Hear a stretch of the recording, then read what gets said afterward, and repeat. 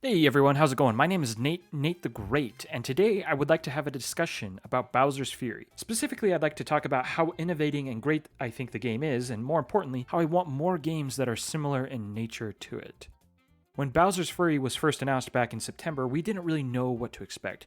We didn't know if it was going to be additional levels to Super Mario 3D World, or if it was going to be, as some people speculated, a crazy game where you gotta play as Bowser and chase Mario around. Well, now the game has released, and we know that it's a standalone adventure, and more importantly, we know that it's a full, complete Mario experience. In Bowser's Fury, you get to do all the things that you do in a classic Mario game, like collecting things. In this case, you're collecting the cat shines. There's different themed areas for you to explore, there are boss fights, and of course, you get to go around running and jumping and just doing good old-fashioned platforming. Now, one of the things I love about Bowser's Fury was that it allowed Nintendo to experiment with a couple of different ideas that probably normally wouldn't be able to work in a full-sized Mario game. And as I'll talk about later on, this is something I'd love to see done for other franchises. From Bowser's Fury, one thing that I think is both innovating and experimental for the Mario series is getting to fight Fury Bowser, which is essentially getting to fight the final boss every couple of minutes.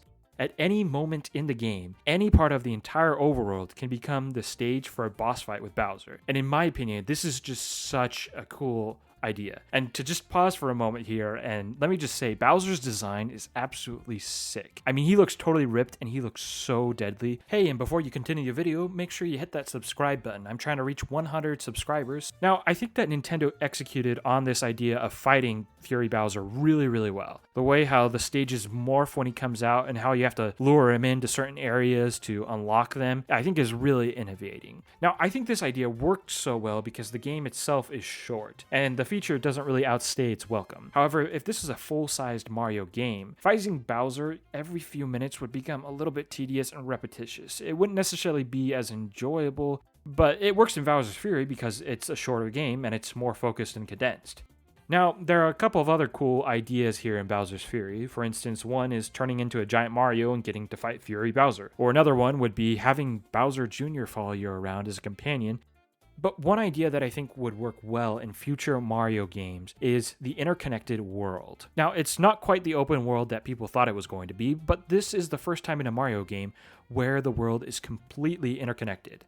The game is still linear like past Mario games, but it's a little bit more open, and you don't have to go to a hub area or a world map to explore the different islands of Lake Lapcat. It kind of feels to me like Bowser's Fury is testing this concept, and that Nintendo is probably going to implement it in a future Mario game, which I think would be totally awesome. Now, I personally believe that one of the reasons why we got to see all these cool and unique ideas in Bowser's Fury was because of the length of the game. The game itself only plays for a couple of hours, and because of that, I don't think that they had to put in as much development time as they would have normally in a normal Mario game, because they would have had to create dozens of levels and dozens of different puzzles and areas for the player to explore.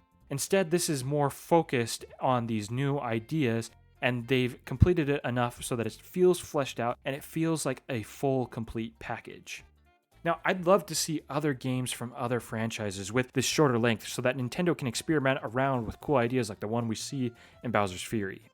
I personally don't think games have to be long to be enjoyable. As a matter of fact, as I have gotten older, I have found myself gravitating towards shorter games like Bowser's Fury because I can complete them in a weekend. And I've also realized that taking the time to 100% complete games is just not possible for me anymore.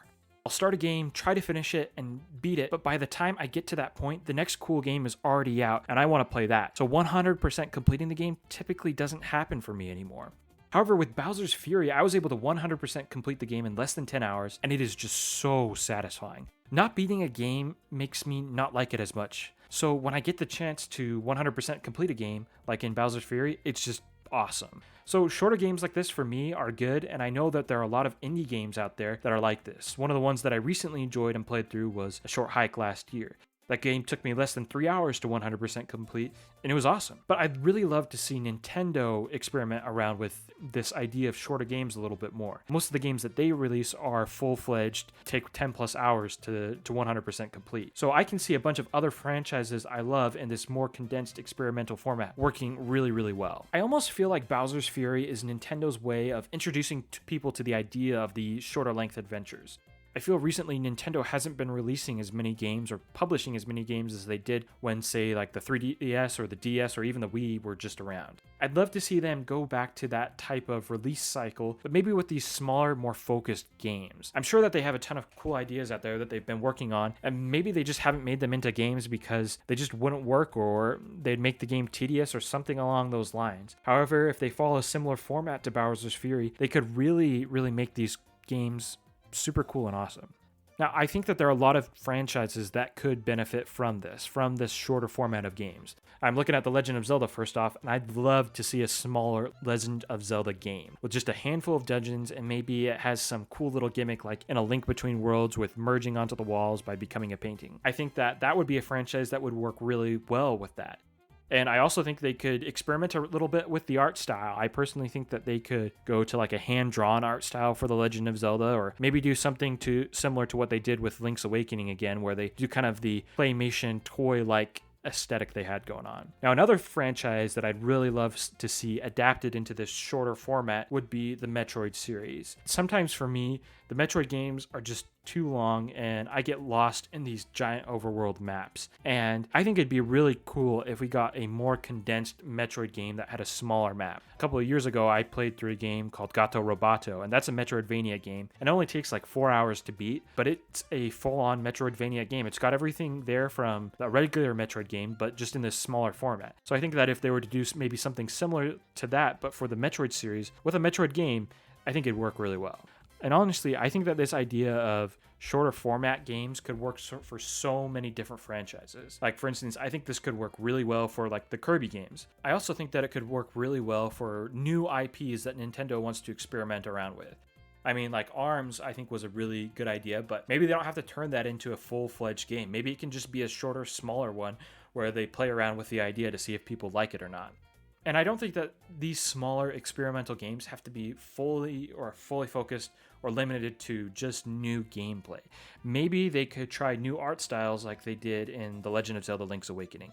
One thing that I would personally really love to see Nintendo do is experiment around with pixel art again.